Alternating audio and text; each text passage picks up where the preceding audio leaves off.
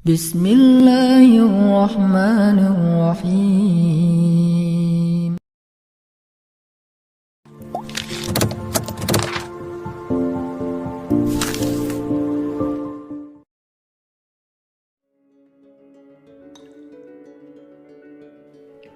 Assalamualaikum Ustaz, bolehkah baca doa dalam bahasa Indonesia saat sujud di salat wajib?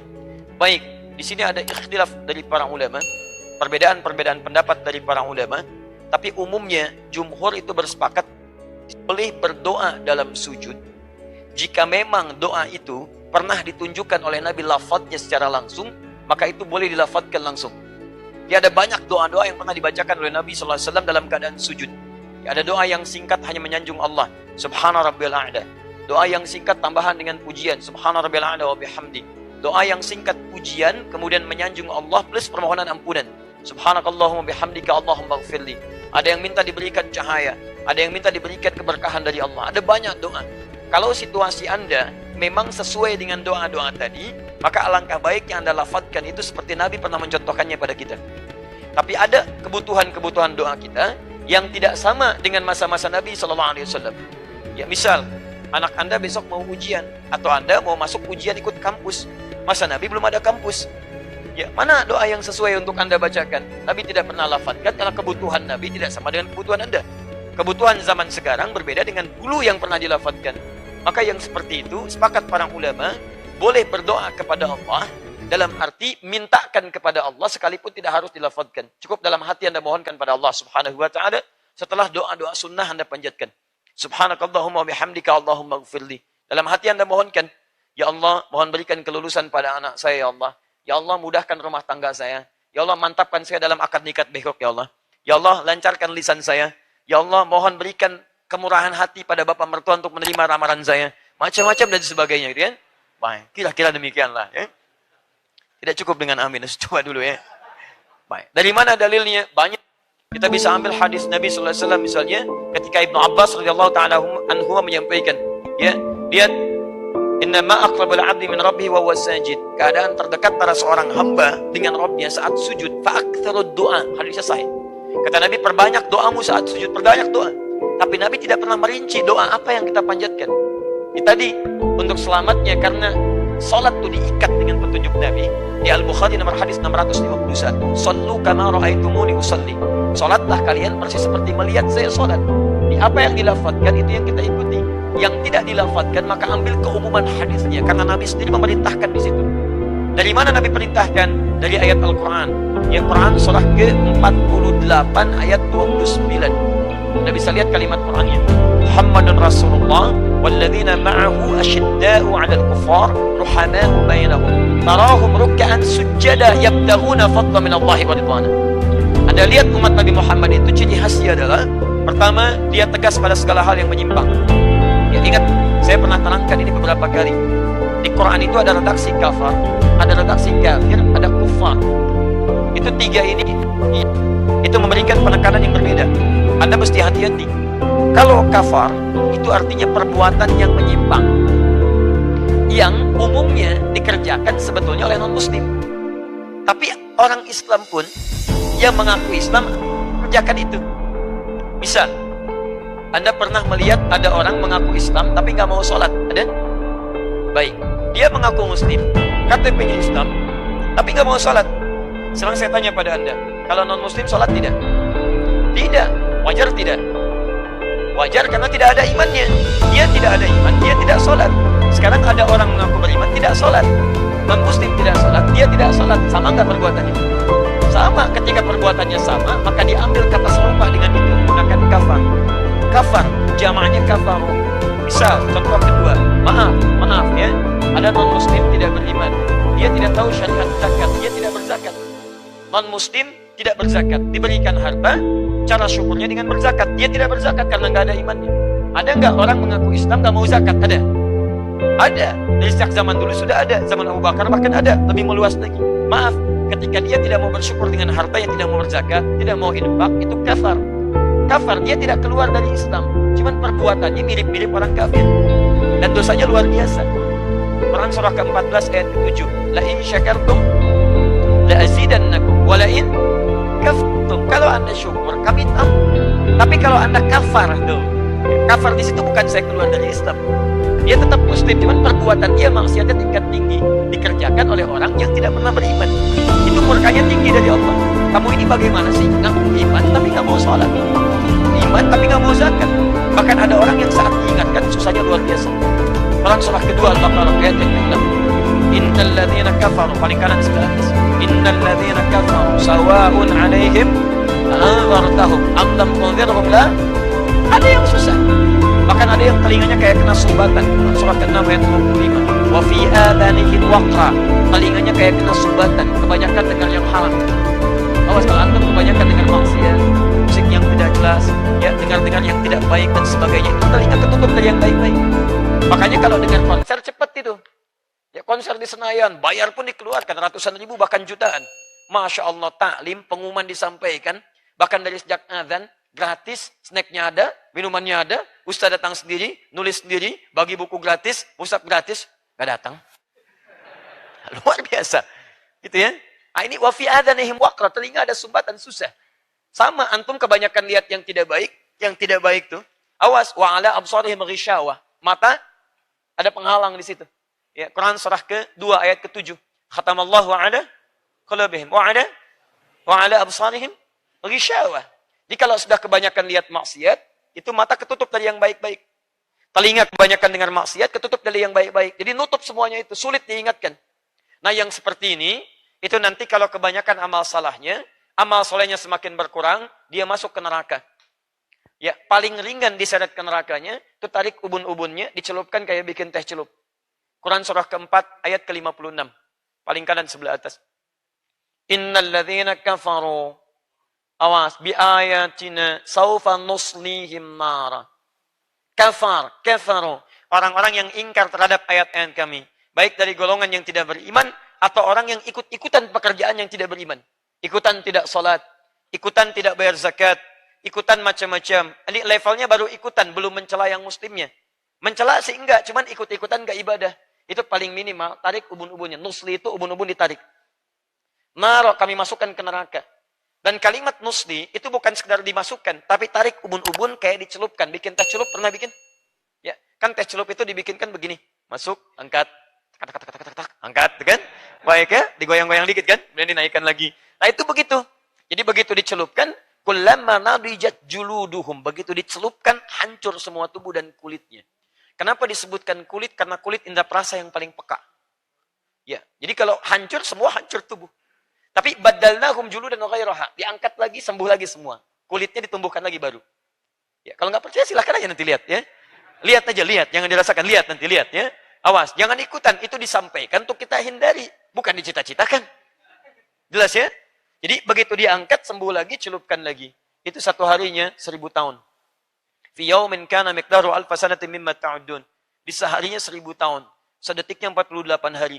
Jadi kalau dicelupkan ke situ sedetik saja, rasanya 48 hari. Silahkan kalau mau coba gitu kan. Tapi kita diinfokan untuk kita hindari, bukan untuk dicita-citakan. Nah, kalau kemudian dia non-muslim, belum beriman, dan kita doakan supaya beriman pada Allah Subhanahu wa Ta'ala, kita dakwahi dengan kelembutan, kita tampilkan akhlak yang mulia, nah itu orangnya disebut dengan kafir namanya. Kafir. Makanya hati-hati menyebutkan kata kafir. Ya, kafir itu tidak beriman, non-muslim orangnya. Sifatnya pada umumnya, ada yang disebut di Quran, dia tidak, melukai, tidak menyerang, cuman kadang-kadang suka ngajak-ngajak. Ya, kafir. Jamaknya kafirun. Jamaknya kafirun. Kata kafir itu, kalau sudah jamak, itu tidak ada muannasnya. Seperti gini, muslim, perempuannya apa? Muslimah, baik ya. Muslim, jamaknya muslimun, perempuannya muslimat. Mukmin, jamaknya mukminun, perempuannya mukminat. Kafir, jamaknya kafirun, perempuannya nggak usah ngarang. Kafirat nggak ada, Bu. Nggak ada. Nah, itu ada bentuk jamak yang sudah mencakup laki-laki dan perempuan. Kalau Anda belajar sesi bahasa Arab, itu ada jamak yang nggak bisa itu dipahami dengan menambahkan alif ta jadi perempuan. Itu semuanya adalah laki-laki dan perempuan. Seperti hadirin, nggak ada hadirat, cuma di Indonesia ada hadirat. Ya, kita kan cek di Arab. Ayyuhal hudur hadirin, jadi hadirin itu mencakup laki-laki dan perempuan. Jadi jangan terlalu kreatif, nggak usah ditambah lagi hadirat ya. Bikin bingung malah itu bikin bingung kalau di Arab ya. Jadi kita nggak apa-apa lah ya. Baik, kembalikan. Nah, jadi dulu pernah ada yang datang kepada Nabi Muhammad SAW, beberapa utusan. Muhammad, kita memang beda, gak usah berselisih. Ya, kita gantian aja. Malam ini kami nyembah Tuhan, kamu nyembah Tuhan kita.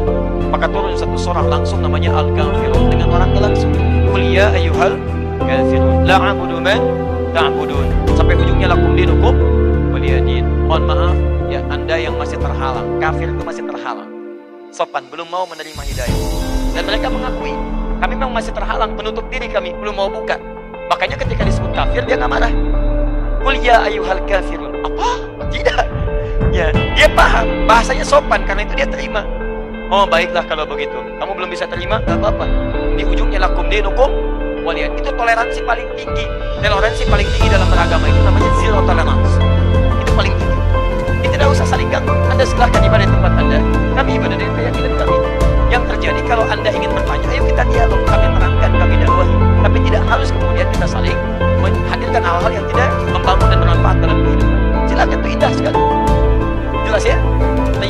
Nah, jadi kalau sekarang disebutkan ada hukum dalam fikih, pernah saya sampaikan pada Anda, kaidah dalam tafsir, kalau disebutkan kejadian, perbuatannya tidak disebutkan kapan, orangnya siapa, itu tandanya akan terjadi lagi di setiap masa dengan tokoh yang berbeda, di tempat yang tidak sama.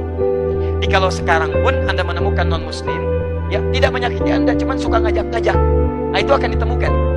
Karena Qurannya sudah mengisyaratkan akan terjadi lagi di masa depan dengan tokoh yang tidak sama. Silahkan Anda cek main-main Car Free Day. Karnya yang free, orangnya tidak. Dia begitu datang mengatakan pada Anda, Pak, tolong minta waktu sebentar. Kita harus percaya pada Tuhan begini. Anda tahan sebentar, Pak. Maaf Pak ya, Bapak terlambat. Sudah ada yang seperti Bapak.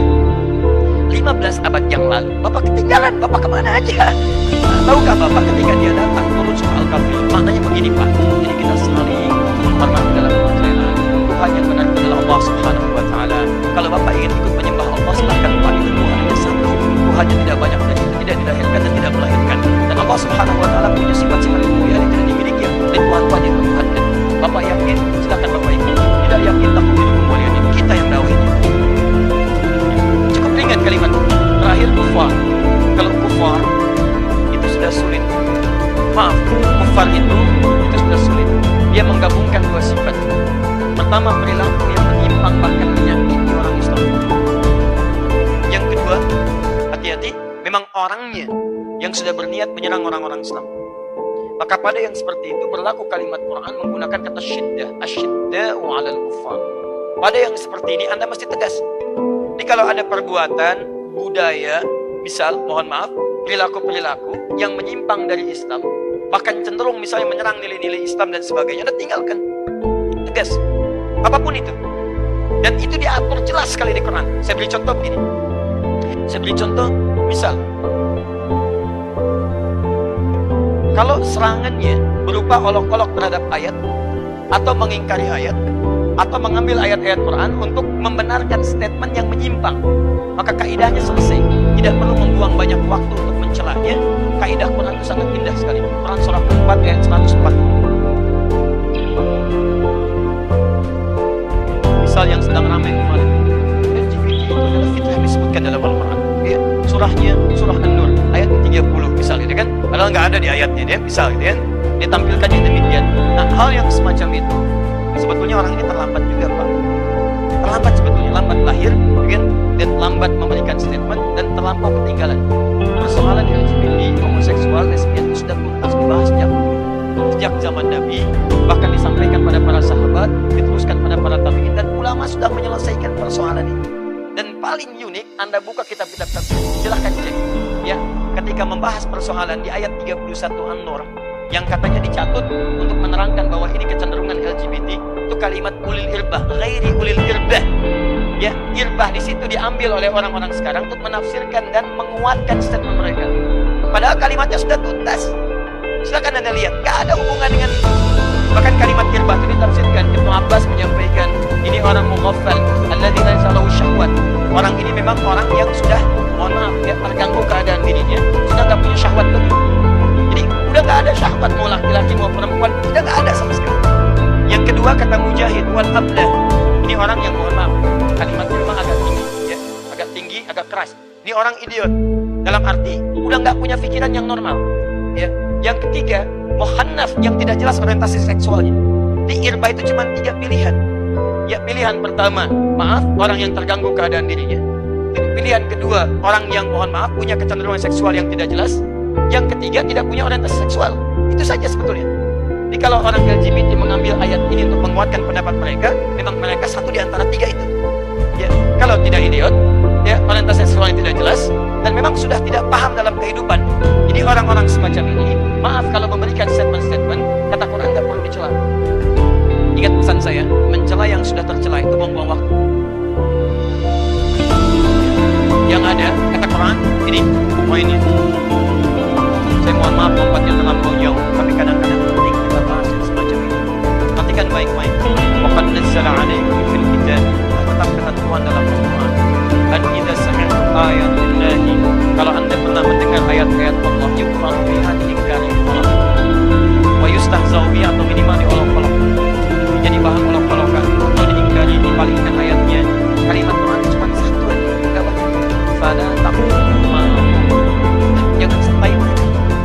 Itu enggak usah diviralkan. Kalau diviralkan, makin ramai dibahas. Enggak usah, sudah. Boikot aja pernyataannya. Kalau orangnya bicara, sudah enggak usah ditanggapi. Tanggapi, tinggal cantumkan ayatnya saja. Cantumkan yang baik-baiknya. Allah meminta ini, melarang ini, selesai. Enggak usah dibahas yang seperti itu. Semakin diviralkan, semakin ramai jadi perbincangan. Kalimat Quran jelas, fala taqmudu ma'ahum. Taqmudu itu jangan sertai, jangan dengar. Kalau ceramah jangan didengar. Kalau baca buku jangan dibeli. Kalau ada tayangan TV jangan dilihat. Boikot semuanya. Sudah. Kalau didukung, siapa yang dukung? Tinggalkan orang-orang itu. Kalau dia punya partai, tinggalkan partainya. Ini jelas sekali. Saya tidak berbicara masalah-masalah politik, tapi jelas. Kalau dia punya kedudukan, tinggalkan. Kalau dia punya pengaruh, tinggalkan. Dia artis, tinggalkan. Dia siapapun, tinggalkan. Sehingga ketika kita acuhkan dia, sebetulnya buat shock terapi. Hatta yahudu fi haditsin ghairi. Kata Allah, ini bukan sekedar ingin menghukum mereka, bukan, tapi menyadarkan mereka bahwa perbuatan itu salah. Nanti kalau mereka mau kembali, kata-katanya baik, kembali lagi jadi baik lagi, baru kemudian kita datangi lagi dalam kebaikan-kebaikan, dengar lagi, kawan lagi. Ini sebetulnya kasih sayang Allah kepada mereka untuk berubah, itu poinnya. Indah Islam itu. Tapi kalau Anda kemudian bahas keramaiannya, Anda kemudian hadirkan lagi, jadikan simposium, innakum idzam mithluhum. Lama-lama Anda bisa simpati balik. Tiba-tiba menangis dan sebagainya. Ngapain? Gak ada kerjaan gitu. Gak ada kerjaan. Ini sudah cukup, jangan dicela. Mencela yang sudah tercela tidak ada faedah di situ. Tinggalkan itu, jangan banyak dibully. Cukup antum tinggalkan, hadirkan yang baik-baik. Sekarang kita butuh upload yang baik-baik. Kalau yang upload yang baik tidak diupload, yang mulia tidak pernah ditampilkan, nanti yang jelek-jelek banyak yang muncul. Ya. Dan kita mesti evaluasi diri. Kenapa yang seperti itu diributkan lagi? Karena kitanya sendiri tidak mendalami itu. Antum silahkan cek. Coba ya, antum merenung baik-baik. Dulu kita itu sudah terlampau repot selisih satu dengan yang lain.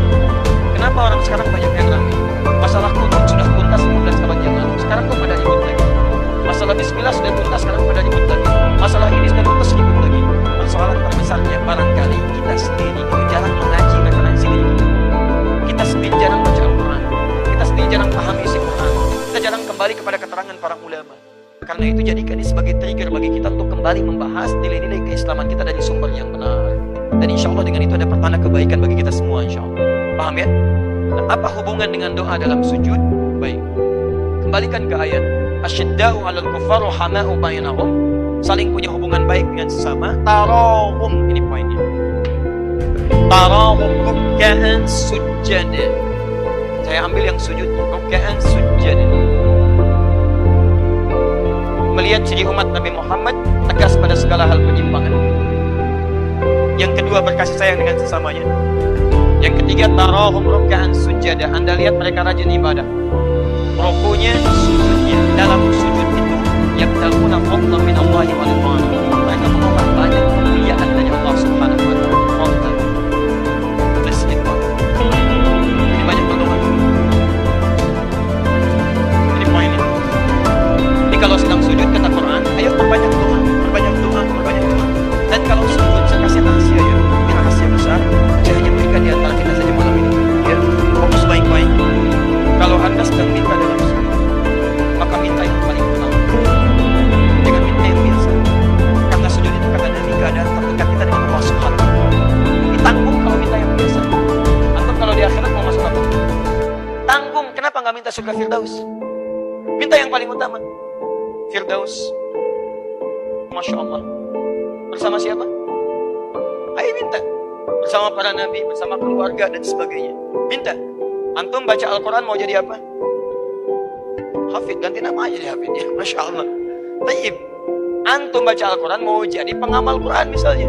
Baik, gak usah nanggung, minta pada Allah Subhanahu wa Ta'ala. Ya Allah, berikan cahaya pada saya dengan cahaya Al-Quran. Jadikan hidup saya ternaungi oleh cahaya Al-Quran. Lisan saya disinari lisan Al-Quran. Telinga saya disinari sinar Al-Quran. Ya Allah, jadikan kami penghafal Al-Quran. Jadikan istri saya dekat dengan Quran. Jadikan anak saya penghafal Quran. Masukkan kami ya Allah ke surga bersama nilai-nilai Quran. Hadirkan. Makanya ini dunianya, ini akhirat. Paham ya? Perbanyak. Bagaimana cara memintanya? Kalau Nabi pernah lafadzkan, ikuti lafadznya. Kalau tidak dilafadzkan oleh Nabi, maka cukup Anda hadirkan dalam hati Anda. Jelas ya? Baik. Dan tidak semua kebutuhan Anda sama dengan kebutuhan Nabi. Besok Anda mau lamaran pekerjaan, zaman Nabi pekerjaan tidak melamar. Ya Allah, mohon anugerahkan ya Allah kebaikan dari pekerjaan itu, anugerahkan keberkahan ya Allah, berikan saya petunjuk. Jika memang baik untuk saya dekatkan ya Allah. Jika jauh, mohon palingkan dalam pekerjaan yang lebih baik dan sebagainya. Paham ya?